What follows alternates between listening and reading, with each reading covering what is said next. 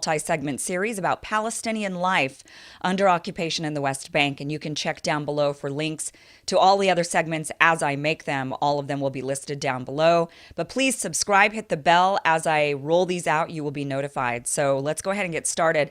Now, we're going to talk today about the travel and document situation in Palestine and in Israel. So when I first landed in Israel and then traveled into Jerusalem and then on to the West Bank, one of the first things that stuck out to me was the very complicated identification system imposed on the Palestinians, which make living a normal life pretty difficult. So I'm going to do my best to explain this to you, but it's pretty complicated. So you're going to hopefully stick with me. I'm going to do my best. So we're going to start off with license plates and segregated roads. This is the first thing one notices when they travel into the region.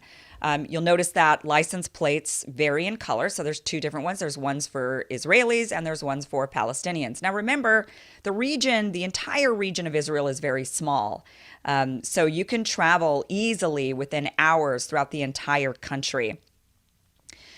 So you're seeing these different license plates as you travel around, as you go in and out of the West Bank, into the Israel side, into the West Bank side. Yellow and black is for Israeli, green and white is for Palestinian.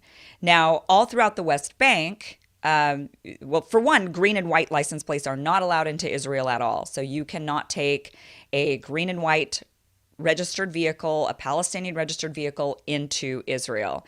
However, Israelis can travel into the West Bank with their yellow and black license plates. And there are many roads throughout the West Bank that are segregated. You cannot drive on those roads unless you have a yellow and black license plate. So if you are a Palestinian with a Palestinian registered car, you're not allowed on these roads, even though these roads are inside the West Bank, which is supposed to be Palestinian territory, but as we know, it's heavily occupied by the Israelis. There's hundreds of settlements that are built throughout the West Bank. And Israelis say the reason why they built these roads is to make life easier for the Israeli settlers that are living in these settlements, because there are about 140 checkpoints throughout the West Bank that Palestinians are subjected to. They've got to go through these checkpoints, and oftentimes it's very disruptive to their lives. They're very slow. They can take hours on end. Sometimes the checkpoints are closed down. Sometimes the checkpoints don't exist. Sometimes they pop up, they disappear, then they pop back up. And this leads to a delay. It's a traffic jam for the Palestinians. Well, in order for the Israeli settlers to avoid those traffic jams, they built themselves separate roads all throughout the West Bank.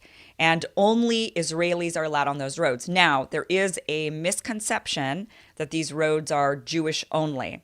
That's not the case. Anybody who is Israeli, including Arab Israelis, Palestinian Israelis, they are allowed to drive on those roads. So as long as you're an Israeli citizen or an American citizen renting an Israeli car, because you're allowed to do that, and you have an Israeli car with a yellow and black license plate, you're allowed on those special roads that are segregated and all throughout the West Bank.